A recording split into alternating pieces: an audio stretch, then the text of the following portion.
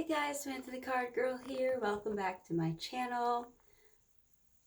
I am here to do a VR that I found.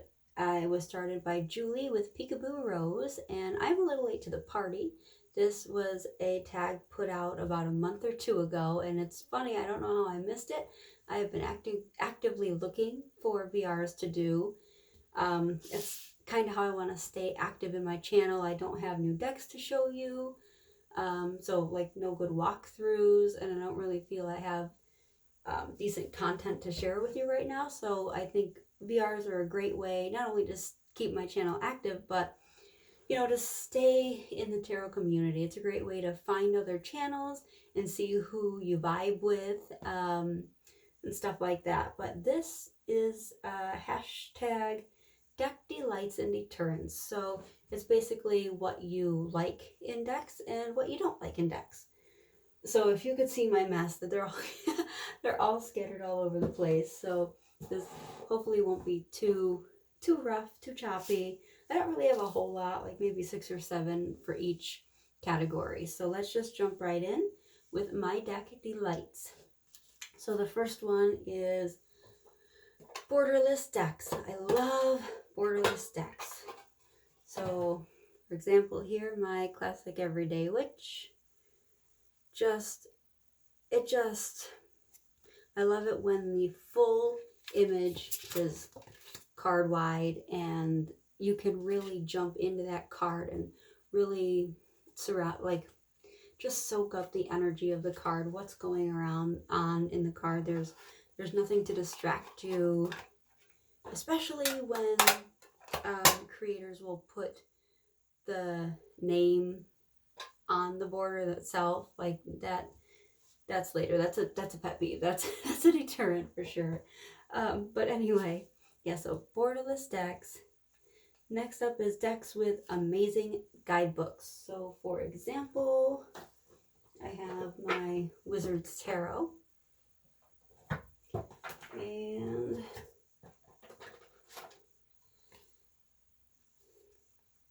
this, look at that, border pages. You can see the gloss, full color images of what each card is, full page color rather, high shine, and then you get a full description on the other side. So like with this book, it's got keywords, reverse meanings, meaning, and advice. And then I can't remember if this one has spreads or not. Yep, it does, a couple. And then another example I wanted to show you. Oops. Sorry, a card got stuck. Is the Shadowland Tarot guidebook. So again, nice, meaty, glossy, smaller images of the card, but still colored, but you get all this, like, crazy awesome. And this one, like, when it comes to the spreads, that's what the back of the, is it focusing? Sorry. This is what the back of the cards look like. And I love when illustrators do that. So cool. Instead of just the, outline of the card. So, yeah, love a good guidebook. Next up are decks with, let's see, incredible cardstock. So, way over here, I'm going to show you my Ritual Abuse. I don't have any other decks that have this texture to them. So you can see like that waffle type, that like waffle pattern right here. It's amazing. I love it. I wish every single deck were made with that, whatever this is, because it's a flexible card, but you can do anything to it and it just stays, it's just flat. It doesn't go out of shape, doesn't bow, doesn't wrinkle or, you know, crease. Just incredible. So whatever texture that's called or style that is, I think they should all be made that way. Oh, sorry, it's sticking.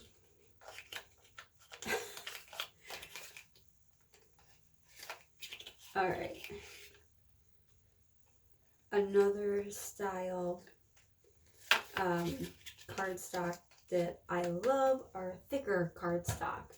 And I have been watching other people's VRs, and the thick cardstock is actually on their deterrent list. But because they're riffle shufflers and it's not, stiff cards are not good for riffle shuffling. But this is my Modern Witch Tarot. And I love it. And they just, like, it's so stiff I can't even bend it with my fingers. And I love that. I'm not a riffle shuffler, so that doesn't bother me. So yes, really, really good cardstock. All right, next up, I love oracle cards with like 1 or 2 keywords. So for example, I have my Indigo Angels Oracle. This was a gift, and I haven't worked with it yet. I haven't used it. I plan to soon. The backs, but you know, just beautiful images and 1 keyword. I love that. It doesn't take away from the image. It's not a whole lot to try to focus on and read. You know, when I'm reading for clients, I feel like it just helps messages come through and fly through pretty quickly and effortlessly. All right, so I have the deck here, but another one of my deck delights are decks that have titles in both the major and minor arcana. So for example, and it's funny, I don't think I put it on my deterrent list, but I guess I should have. An example would be the first edition Winter Weight Tarot that I bought, where there are only titles on some of the cards, but not all of them. That's a deck deterrent. So I like it when there are titles on all of the cards, not just some. And I guess even in a traditional Rider-Waite, you know, they don't all say, oh gosh, see if I have, I don't know. I thought I was more prepared than I apparently am, which is really funny. But anyway, yeah, decks where you have all the titles. Another deck delight of mine are decks that have regular numbers, or either like the number or written out in versus Roman numeral, which is traditionally what you're going to find Roman numerals. But like, I'm going to show you the Everyday Witch again. Oops. Like, it just nicely written out, no guesswork. It took me forever to learn Roman numerals, and even now, like, sometimes I can still, you know, I still have to think. And when I'm reading for clients, which is basically mostly what I use tarot for, I don't read for myself anymore, really, except for full and new moon. Like, I don't do daily card pulls. I don't usually have questions for myself. So when I look for decks, it's how convenient will it be for delivering messages to clients. It needs to be quick, fluid, you know, no hindrance, because then I feel like it makes me kind of look like I don't know what I'm talking about, you know, or I can't find my words. So yeah, those were my deck delights. Now let's jump into deck deterrents.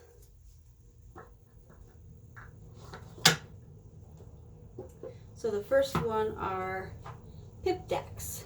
I don't care for pip decks. I actually weeded out all but one in my collection. I had like maybe 3 or 4. It depends on the deck style. I'm going to show you here the antique anatomy. For this particular deck, it was not a deal breaker. I love the antique anatomy. The artwork, the style, the vibe totally outweighs that it's a pip deck and I can work around it. That being said, I haven't read with it. I haven't read for clients with it. But I love it so much. And they're even Roman numerals too. Like I don't care. I love the aged look, color look of the cards, all the flowers, the skeletons, the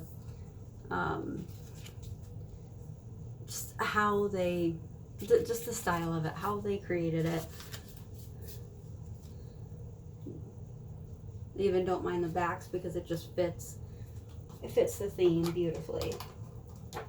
But other than that, if it's not aesthetically pleasing, I will pass a pip deck up in a heartbeat. My next deck deterrent are decks with big borders. Okay. So these aren't horribly huge, but they're still enough to where I'm like, So the first one I'm going to show you is the Herb Crafter's Tarot. These are the backs. And this is the... So I mean, these images are beautiful. And I feel like these borders just don't, it hides the imagery, first of all.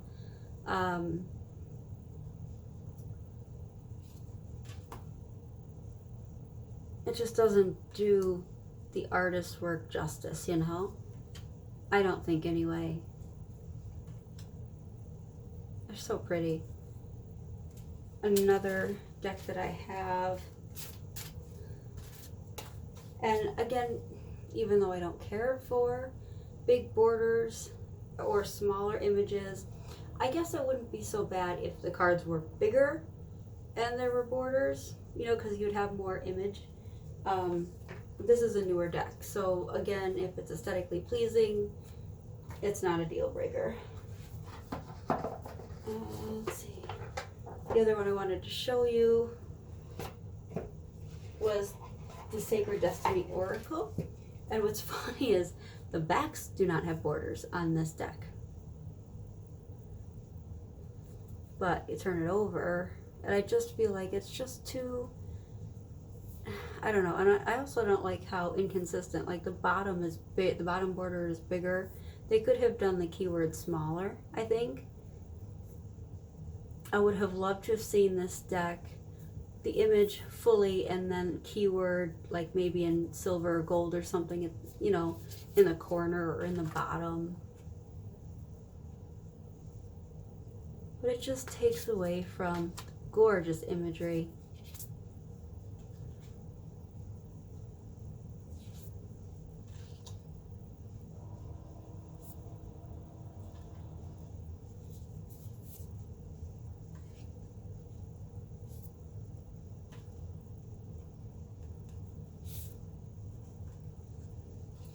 So, yeah, that's a deck deterrent.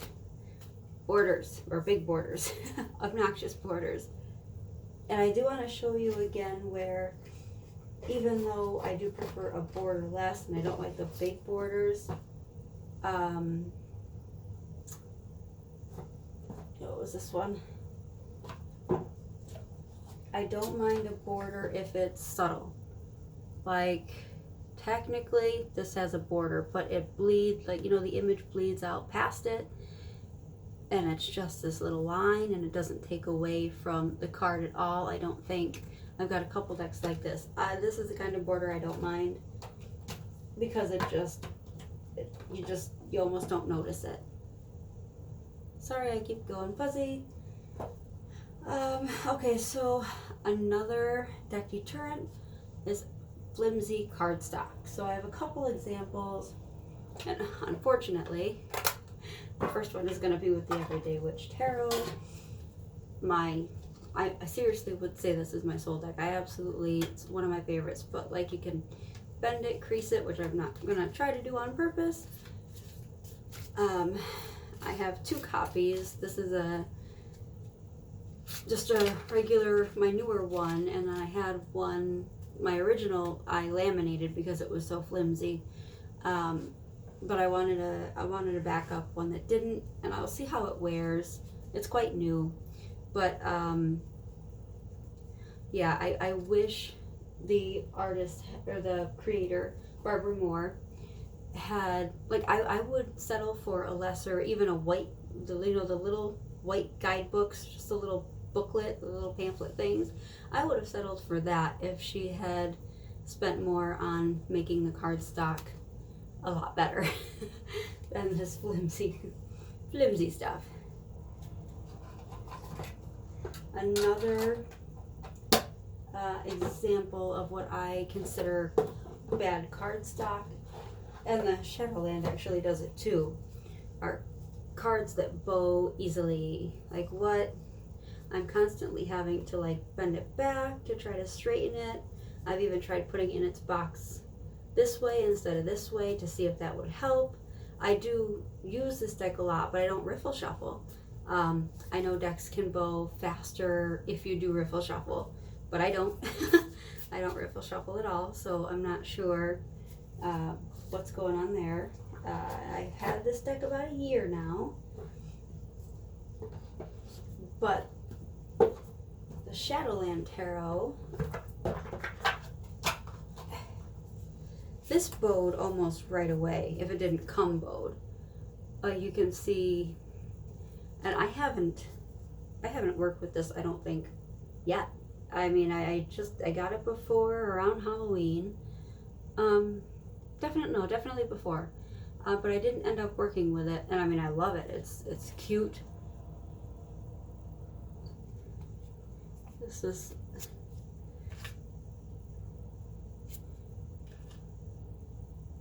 It's right up my alley, you know, it's spooky or creepy deck.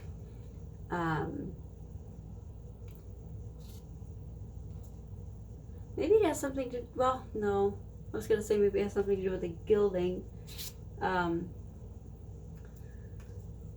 But the Light Seers Tarot isn't, my copy isn't gilded anyway. I got the mass produced and I just edged it myself. I don't know. Anyway, yeah, so that's a deck deterrent on or what I consider bad cardstock when they bow and you barely use them. It's one thing if they've been, you know, if they're years old and they've had lots of use out of you, but, or you've had, you know what I mean. What am I trying to say? So next up, a deck deterrent are animal decks. I don't, you know, I'm not knowledgeable in animals and their meanings, and if it doesn't have even if it has a good keyword, I'm not gonna get, like, why did they choose that keyword for that animal? Some decks, yeah, okay, you know, like strength and there's a lion or something like that, obviously. Or an owl for wisdom or knowledge, I get that. But I've had at least 2 animal decks and I've passed them along because I just don't vibe with them. And again, I use my decks for mostly basically reading for other people, and my readings need to be fluid and quick, and I don't want to be hung up on, oh, I'm sorry, I forgot what this means, like, you know. So yeah, animal decks are definitely a deterrent for me, except if they are, okay, so here's an exception, except if they are Rider-Waite clone. I should have grabbed it. So for example, a Mystical Cats Tarot, the cute little mini version was gifted to me by my dear friend Angela, and that I can do because I know the imagery. But like if it's like an animal oracle deck especially, no, that's off the table. Alright, so another deck deterrent are wordy decks. So for example, if any of you know the Angel Tarot, originally by Doreen Virtue and Radley Valentine, now just Radley Valentine. I had the deck when I first started reading, and at first they, the paragraphs were helpful in helping me learn the cards. Now I don't need them. Now I just find it daunting in a way, or like it hinders the flow of the reading to sit there and read this paragraph and not all of the paragraph can resonate. Like sometimes it's just bits and pieces, and yeah, so I don't like wordy decks. I don't, like I said, I don't have the Angel Tarot anymore, but I will show you another example. I was gifted the Ascension cards not that long ago, and they're beautiful. These are the backs. But like in a reading, I'm not going to sit there and read this whole thing and dissect it. Readings would take forever, and I just don't have that kind of time, and I don't even charge that much money. So like for me, it's just not worth it. It's not going to work for me. So yeah, wordy decks. Next are decks where one or two of the suits have been renamed, but not all of them. So for example, I have the Zombie Tarot here. So you have your cups and your swords and your wands, and then you have your hazards. It drives me nuts. Like, I love this deck. I love the theme of it. Halloween is like 365 days a year for me. And I altered mine. I customized mine. I edged it in red and gave it bloody fingerprints because it was such a clean deck. Crisp, clean.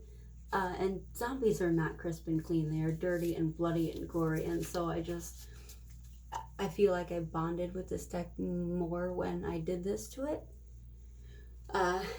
It's still, even though I love the deck, it's still a pet peeve that the hazards are not pentacles. Like, why would you only change one? I don't mind it if they're all changed, like for the Halloween tarot, for example, where it's bats, pumpkins, ghosts, and imps. That's cute. But when it's just one or a couple, I don't like that at all. Okay, so another one is, let's see.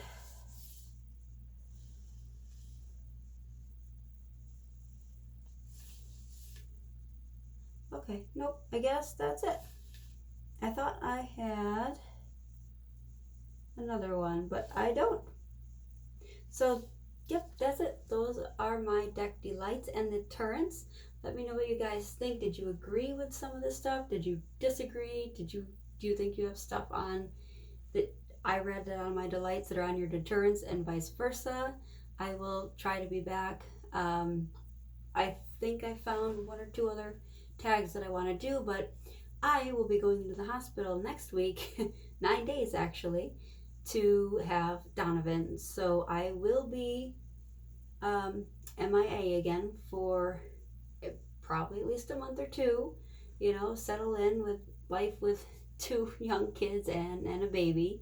But I do plan on taking this deck with me, and probably, well, I don't know, I haven't decided yet, probably another, like an actual tarot deck with me to the hospital, because they want me to go in the night before, so I can just be there and be ready to be induced the following day. So I'm going in Wednesday night, and I'm not going to have anything to do. I'm not going to be, in pain then, or going through anything. So I thought I would do some card pulls, and then I want to do readings on the 17th after I've had the epidural. Because with the other 2, it was just literally an hour of waiting.